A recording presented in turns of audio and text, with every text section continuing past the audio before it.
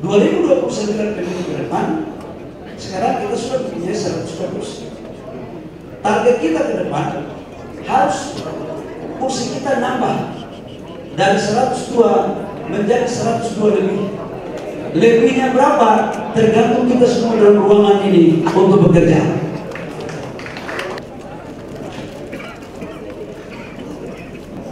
Assalamualaikum warahmatullahi wabarakatuh. Shalom, Om Swastiastu, Namo Buddhaya, salam kebajikan. Yang saya hormati Ketua Dewan Pembina Partai Golkar, Pak Agus Sugro, yang juga menjadi Presiden Ketua Allah Subhanahu wa Taala. Yang hadir juga Ketua Dewan Etik Anda Haka, Ketua Mahkamah Partai Pak Ridwan Malina. Ini bahaya saudara Ketua Mahkamah Partai yang selalu menghadiri kita semua keadaan dinamika bahaya ini. Yang saya hormati Pak Sekjen, Pak Sarmuji, Saudara Umum, dan seluruh unsur-unsur wakil ketua umum, seluruh pengurus DPP Partai Golkar dari unsur ketua sampai dengan departemen.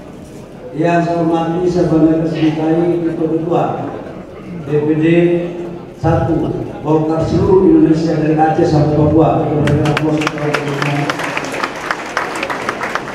Yang saya hormati organisasi saya dan memberikan dan seluruh anggota DPR RI fraksi Partai Golkar yang hadir pada pagi hari ini bersama-sama kita di markas besar Partai Golkar. Pertama-tama mari kita panjatkan syukur kita kepada Allah Subhanahu wa Taala atas nama kesayangnya sehingga kita semua dapat berkumpul di sini dalam rangka mengikuti acara Rakernas. Rakernas ini adalah Rakernas pertama pada periode 2024-2029. Ini adalah merupakan tindak lanjut dari apa yang sudah disusun oleh teman-teman panitia, mulai dari orientasi maupun kontrol. Yang saya hormati Pak Kahar, khusus dan seluruh panitia penyelenggara. Saya senang tadi sekalipun awalnya agak sedikit tidak kenapa sumbangan ini disebutkan. Ternyata ada maksud lain untuk memenuhi unsur PDRT. Tidak lama saya tidak dengar kata-kata PDRT. Nah, semua sudah bagus. Tapi ada satu yang saya tidak mendengar namanya. Semua sumbangan sudah disampaikan. Tapi ketua panitia sendiri namanya nggak ada.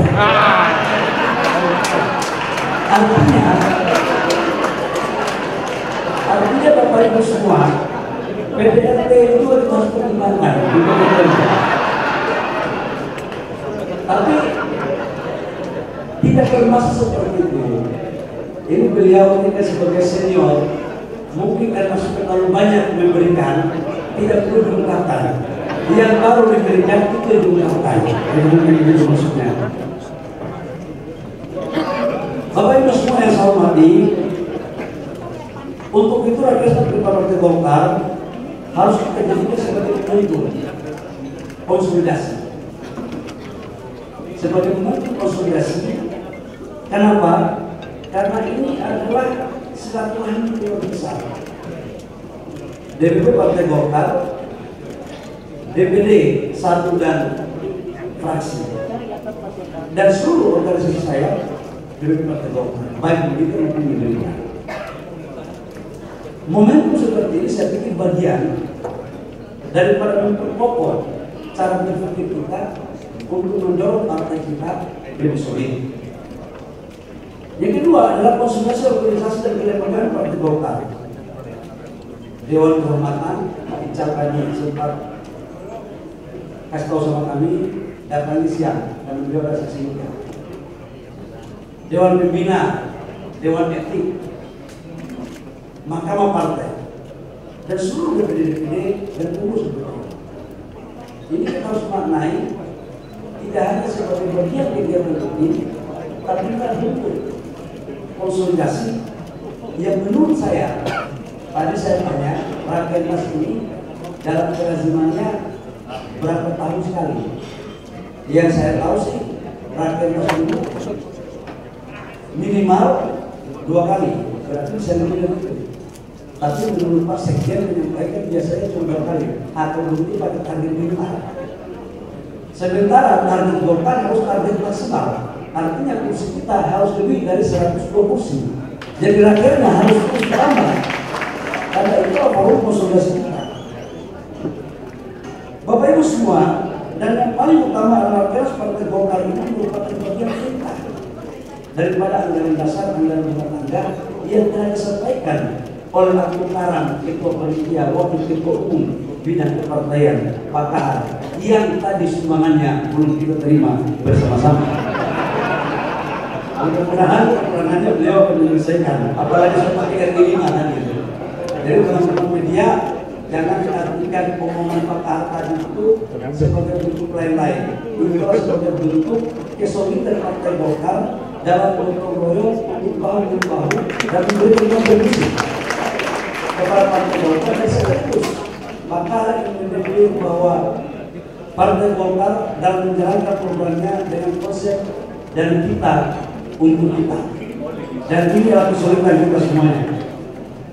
Yang berikut adalah melakukan konsentrasi program merupakan implementasi daripada apa yang telah dirumuskan dalam Munas.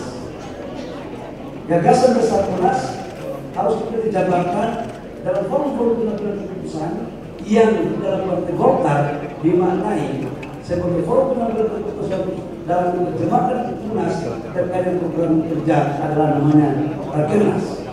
Dan yang berikut adalah merumuskan strategi dan langkah-langkah pelaksanaan program kerja dalam konteks implementasi. Nah, ini kira-kira kerangka berpikirnya Bapak Ibu semua.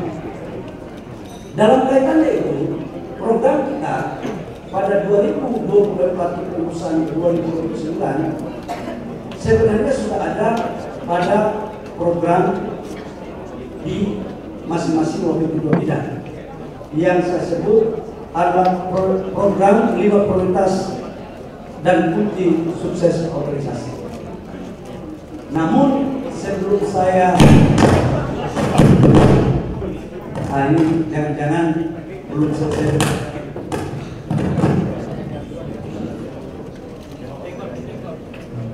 Jangan-jangan ada yang belum dapat gas kali.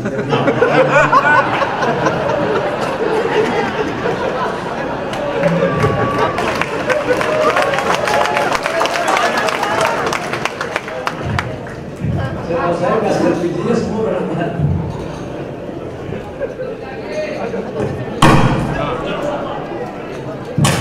Kebanyakan orang itu di sini. Coba dicek. Biasanya kalau panitianya kayak begini, ini pasti aktivis KMI. Kalau panitianya biasanya kalau dari ini, sebelum materi pidato baik dia dulu di ruangan. Itu perbedaannya itu.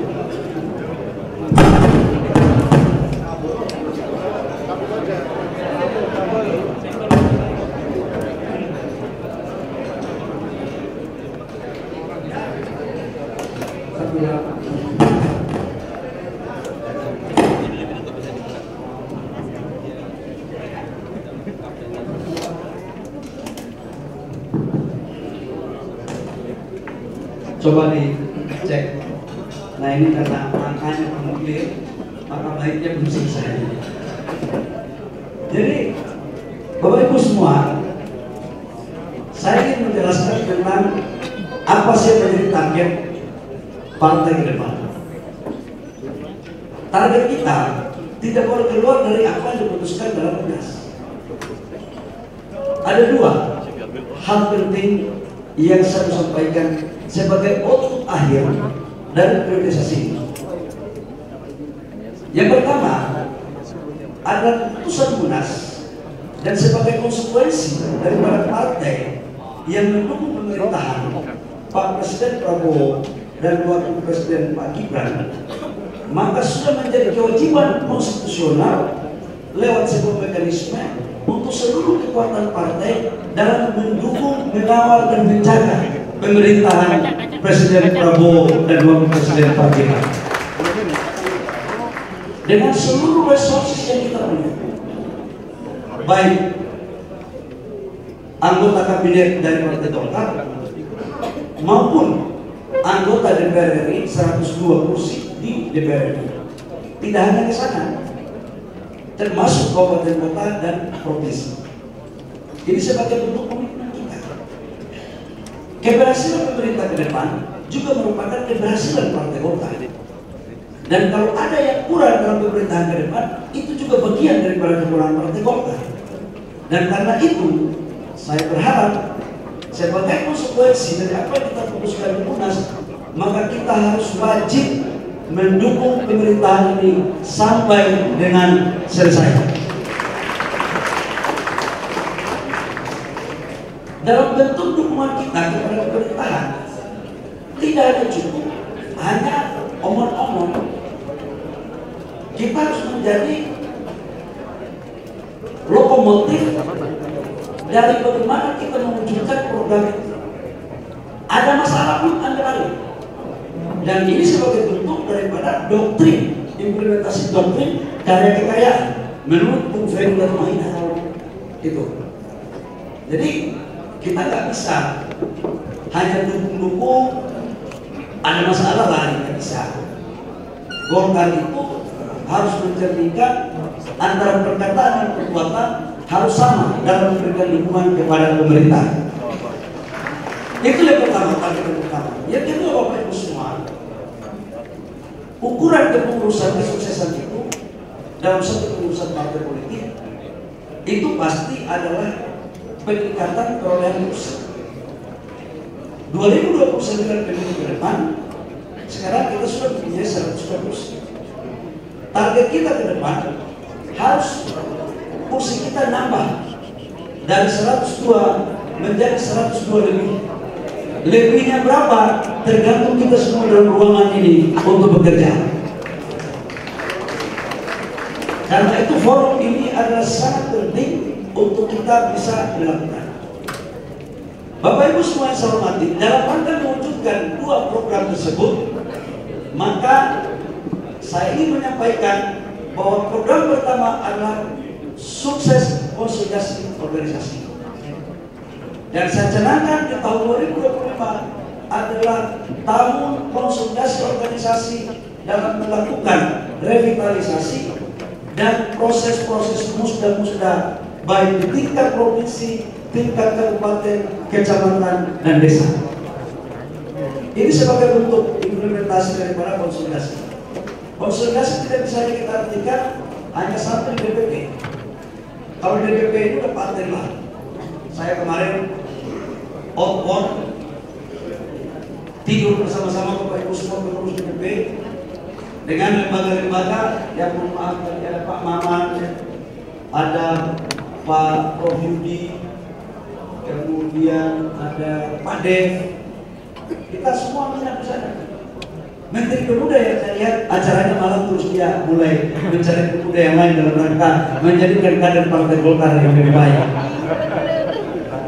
Jadi saya memberikan pesan khusus Menteri Pemuda harus mencari anak muda lebih bagus, lebih banyak, supaya kita bisa melakukan akselerasi dan diplomasi interaksi kader yang konstruktif.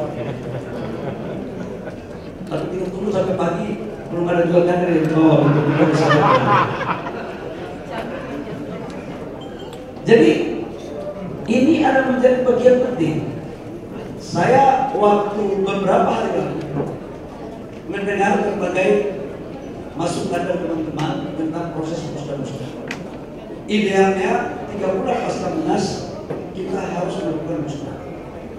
Namun kita memperhatikan kondisi pasca Munas, kita menghadapi politik pilkada, kemudian pimpinan dewan, kemudian alat-alat kelengkapan dewan. Jadi kemudian itu terjadi ada sedikit penundaan. Jadi ketua dewan etik tolong juga dipahami, jangan saya kita di bawah sidang etik semua kan ini berbahaya sekali. Nah, nanti kita rumuskan musda-musda di provinsi ini akan selesai kita targetkan di tahun 2025. termasuk musda-musda kabupaten. Nah, untuk kecamatan, desa, silakan kita rumuskan seperti apa idealnya. Dan itu kalau mampu kita lakukan, saya yakin sebagai langkah awal untuk bagaimana menata partai kita ke depan ke arah yang lebih baik. Kemudian yang kedua, menyangkut dengan digitalisasi. Bapak Ibu semua, digitalisasi ini sangat penting. Ibu Wakil Ketua Umum, Ibu Mutia, karena partai kita ini ide dan gagasan sebagai instrumen dalam merumuskan program menurut Al-Mukarram Pak Idrus, ini hanya bisa tersosialisasikan secara baik kalau ada digital. Tidak bisa hanya cukup kemudian berkembang. Karena ini menurut saya digitalisasi adalah sesuatu sangat penting untuk kemudian kita dorong menjadi program utama. Saya bermimpi sejak awal menjadi ketua umum. Ada dulunya anggota fraksi Golkar di DPR RI pada saat saya masih mahasiswa, Pak dulu Pak Teo Sabuaga, Pak Akbar Tanjung, kemudian Pak Marzuki Darusman. Mereka kalau ngomong, ya Pak Freddy Mahina, mereka kader-kader kalau ngomong di DPR itu menjadi rujukan referensi bagi kader-kader partai yang lain. Nah, kenapa itu tidak bisa kita kembalikan pada momentum sekarang untuk kader partai Golkar sebagai lokomotif membangun ide dan gagasan sebagai instrumen pembangunan. Nah, ini digitalisasi ini penting, dan ini sekaligus untuk bagaimana mensosialisasikan kampanye-kampanye kita di tingkat kaum muda. Yang berikut adalah kaderisasi.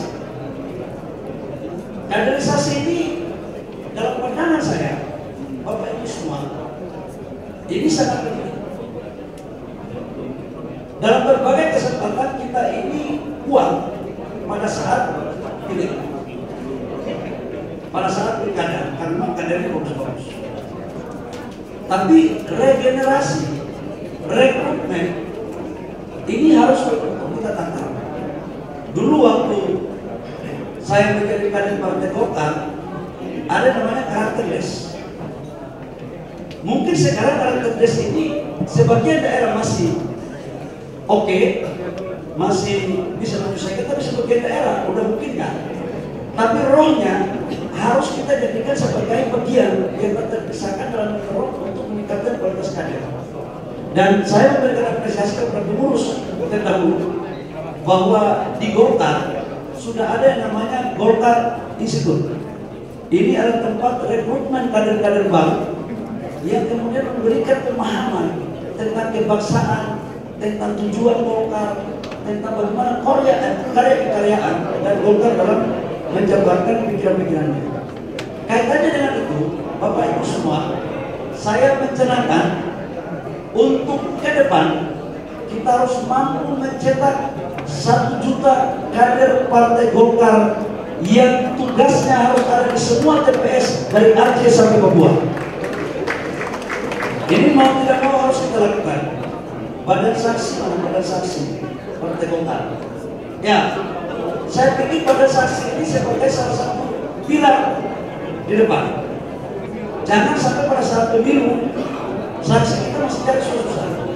Nah, mereka ini kita jadikan pada garda terdepan untuk kader di desa, kader di TPS.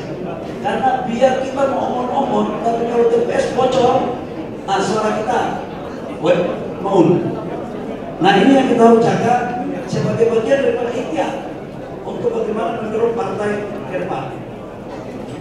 Saya harus baca poin-poinnya supaya tidak melanggar hasil munas.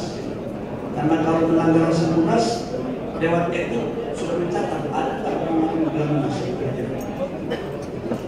Nah, sukses program berikutnya adalah program pemerintah. Bapak Ibu semua, Pak Adis ini hampir setiap hari selalu kami komunikasi sebagai Wakil Ketua DPR untuk menjaga apa yang menjadi program kita. Program pemerintah dalam Asta Cita itu minimal ada empat yang menjadi program unggulan Bapak Presiden dan Bapak Wakil Presiden. Yang pertama adalah kedaulatan pangan, yang kedua adalah kedaulatan energi, yang ketiga adalah hilirisasi, dan yang keempat adalah pangan logis. Dalam kerangka itu maka kita berkewajiban untuk mendukung apa yang menjadi program pemerintah terkait dengan pangan. Bapak Presiden Prabowo membuka beberapa lahan-lahan sebagai lumbung pangan dan meningkatkan kemampuan produksi pada semua lahan pertanian.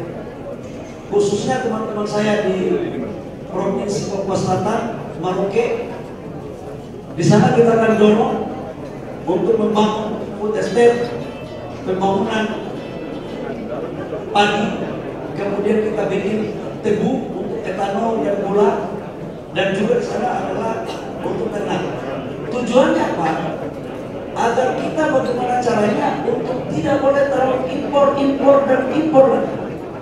Pak Presiden Prabowo ingin untuk kita swasembada pangan pada priorisasi pemerintahan periode pertama ini. Ini kira-kira yang menyangkut dengan pangan. Kemudian menyangkut dengan energi.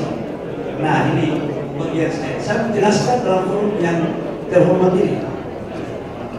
Bapak Ibu semua, terkait dengan kedaulatan energi, saya menjelaskan subsidi energi kita yang kami tangani, yang negara sekarang lakukan, itu adalah BBM, itu sekitar 150 sampai 150 triliun rupiah. Subsidi BBM, subsidi listrik per tahun 150 triliun rupiah, dan subsidi LPG itu sebesar 87 triliun rupiah. Total subsidi energi satu tahun rata-rata di 400 sampai 450 triliun rupiah. Dalam rangka mewujudkan program Asta Cita Bapak Presiden, maka semua anggota kabinet diminta untuk memastikan semua anggaran negara yang diwujudkan untuk program rakyat dipastikan harus sampai di tengah-tengah masyarakat.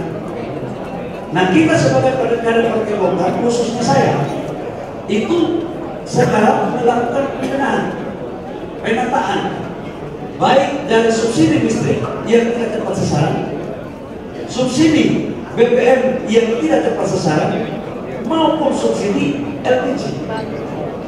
Bapak Ibu semua, apa yang terjadi satu minggu ini merupakan kejadian yang mungkin orang anggap itu luar biasa, tapi ini terjadi sudah puluhan tahun sejak konversi minyak tanah ke LPG. Harga LPG di Republik Indonesia untuk rakyat belum pernah harganya naik. Subsidi negara kepada rakyat untuk LPG 3 kilogram 1 tahun itu 3 bulan lebih. 1 tahun. Artinya per kilogram 12 rupiah. Harga ke masyarakat itu hanya 4.250. Tapi kemudian bisa rakyat beli sampai dengan harga 25.000, ada yang 30.000, ada yang 23.000. Idealnya itu maksimal di angka 18.000, 19.000. Yang menjadi pertanyaan kemudian adalah, apakah ini kita biarkan? Kalau memang kita konsen Golkar sebagai bentuk daripada partai yang memperjuangkan apa yang menjadi hak rakyat harus dikasih, saya berpandangan ini harus kita luruskan yang baik. Kemudian kami melakukan kerjaan Bapak Ibu semua. Saya di dalam rapat kerja ini saya menjelaskan, Bapak Ibu tahu, setelah saya masuk, saya melihat ada yang tidak beres. 2 pilihan, apakah saya ikut yang tidak beresan ini, atau saya berubah untuk yang tidak beres menjadi beres. Itu pilihan bagi saya. Sebagai kader Golkar yang berangkat dari bawah dan berproses dalam keluarga yang serba keterbatasan, yang pernah merasakan hasil dana subsidi beras jatah, rasanya hati ini bergejolak melihat yang lain berpesta pora dan memanfaatkan fasilitas negara. Hati saya bergejolak. Saya ingin menjelaskan secara detail Bapak Ibu semua. Harga Pertamina yang harus sampai dengan agen itu harganya 12.750. Itulah harga negara membayar. Pertamina, agen ke Pangkalan, Pertamina menjawab kepada saya maksimal 2.000. Harusnya berarti 15.000 rupiah. Kalau kemudian Pangkalan ke Pengencer atau sekarang saya jadikan menjadi sub Pangkalan, harganya harus maksimal 18.000 atau 19.000. Udah maksimal. Yang terjadi apa Bapak Ibu semua? Harganya bisa sampai dengan 25.000, 23.000, 30.000. Kalau seperti ini yang terjadi, apa kita biarkan? Partai Golkar hanya diam, biarkan semua kejadian ini. Saya tahu ini adalah keputusan yang tidak populer bagi saya. Tapi untuk memastikan hak-hak rakyat mendapat dari apa yang negara berikan, maka jangankan popularitas, nyawa pun saya siap berikan untuk rakyat bangsa negara. Itu kira-kira semua. Kalau saya mengurai uangnya puluhan triliun, Bapak Ibu bayangkan 18.000 yang harusnya rakyat dapat dijual 25.000, selisihnya berapa? 7.000. Itu sudah sekitar 15%, hampir 20% dari subsidi. Kalau 15% sampai 20% kali 87 triliun, itu sudah sama dengan 15 sampai 17 triliun rupiah. Itu baru selisih harga. Pasti Ketua Golkar Kalimantan Timur dan Gubernur Kalimantan Timur terpilih Pak Rudi ini ngerti sebagai mantan pengusaha di dunia migas. Yang kedua, oplos. Itu dioplos, minta ampun. Gas 3 kilogramnya diambil, dioplos ke tabung 12 kilo. Kemudian dijual ke industri. Itu rata-rata 5-10% bocornya. Sudah begitu lagi harga, LPG itu coba cek, benar nggak 3 kilo? Ada yang cuma 2,5 kilo, ada yang cuma 2,4 kilo. Jadi ada 3 potensi kebocoran daripada LPG. Satu adalah harga, yang kedua adalah oplos, yang ketiga adalah volume. Rata-rata kalau 25% sampai 30% yang bocor, subsidi tidak tepat sasaran, kali 87 triliun, itu sama dengan kurang lebih 25 triliun Bapak Ibu semua. Negara memberikan subsidi yang tidak tepat sasaran, dan ini dinikmati oleh sekelompok orang. Ini bukan barang gampang. Tapi kapan ini kemudian kita tidak berikan? Bapak Presiden Prabowo dalam berbagai kesempatan memerintahkan untuk memastikan agar LPG ataupun subsidi itu tepat sasaran. Itulah kenapa kami membuat kebijakan ini, Bapak Ibu semua, sehingga kita pada frame sama, dan ini merupakan bagian daripada konsekuensi untuk menertibkan yang bengkok-bengkok menjadi lurus. Habis ini saya tertibkan lagi, Bapak Ibu semua, saya tertibkan lagi adalah BBM. Solar subsidi dipakai untuk industri. Saya tahu ini pemainnya pasti akan ribut lagi, tapi nggak apa-apa. Kita sebagai orang timur, sekali layar berkembang, pantas surut untuk Bali. Ini untuk kebaikan rakyat Bapak Ibu semua. Dan inilah kesempatan kita Partai Golkar untuk memperjuangkan apa yang menjadi hak rakyat yang sesungguhnya itu. Sudah belum tentu dalam implementasinya 100% tidak ada yang sempurna. Mana ada program dari Republik Dunia ini yang 100% sempurna? Coba mainnya. Tadi suaranya hilang, begitu dengan LPG, main itu terangkat. Coba bayangkan. Begitu panasnya urusan LPG, main itu terangkat.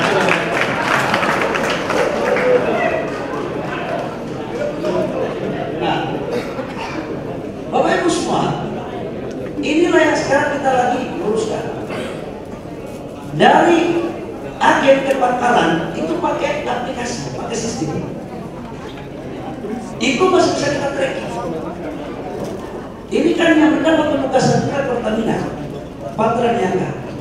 Tetapi dari Pangkalan ke Pengencer yang sekarang kita rubah menjadi sub Pangkalan, ini nggak bisa kita ikuti. Abu Leken itu terjadi di sini.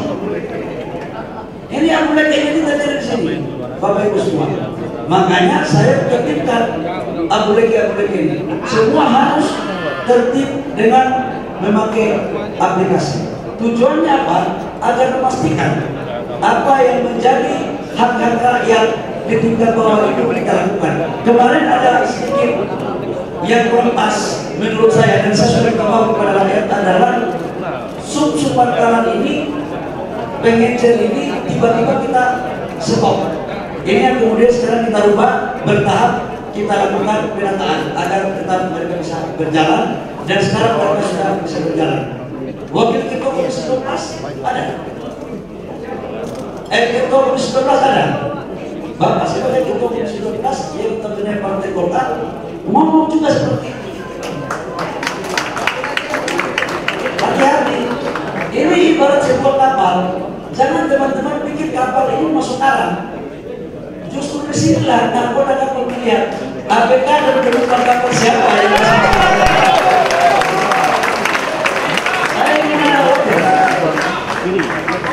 justru momentum seperti ini. Ini juga dalam strata itu ada instrumen diuji mana APK dan ada dua kapal yang taat pada tujuan kapal, dan mana yang memang dia kapal diri meloncat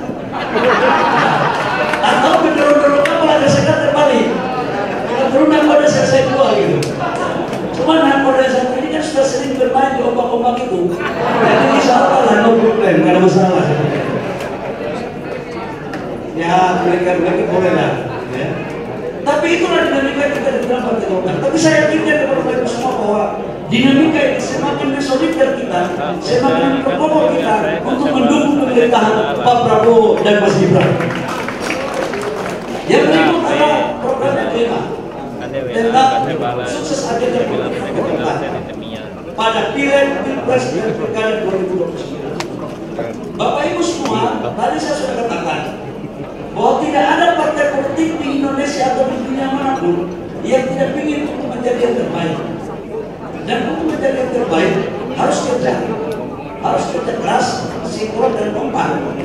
Makanya saya katakan bahwa tidak ada sebuah partai yang menjadi survive, yang menjadi hebat tanpa ada kekompakan. Nah, di sini saya minta kekompakan kita semua. Dan target kita 2029, kita harus menjadi yang terbaik, baik di Pileg, kabupaten kota, provinsi, pilpres maupun pileg untuk pusat.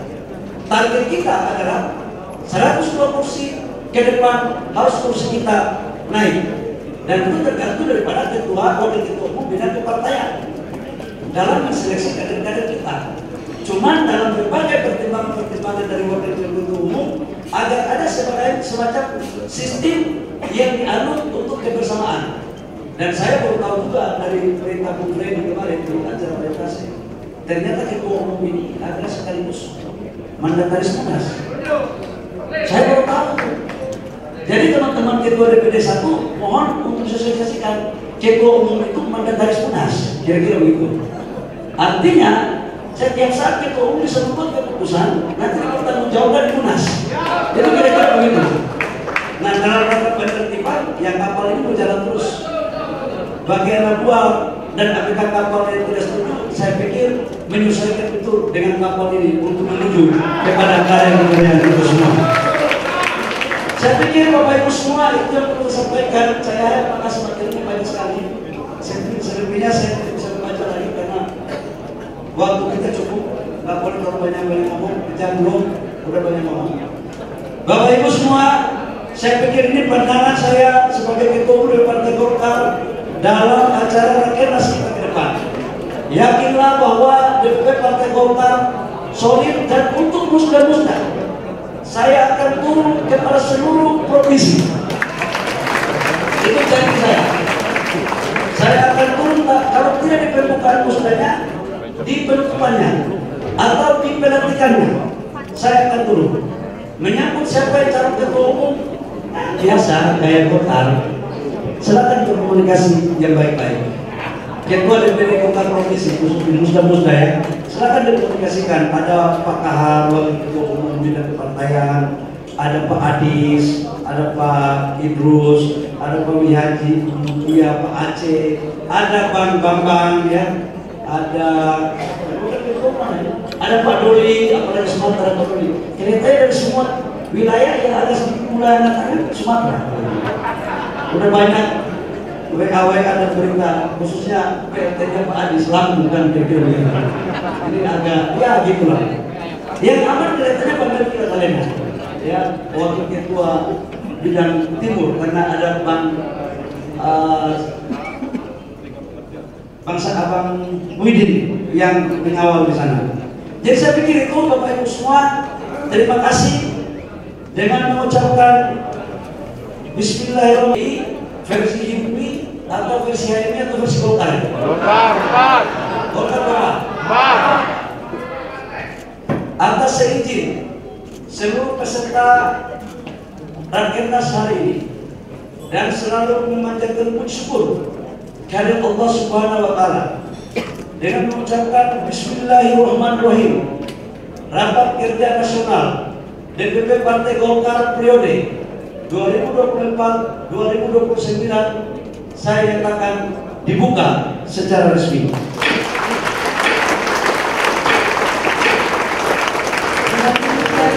Terima kasih. Wabillahi taufiq wal hidayah.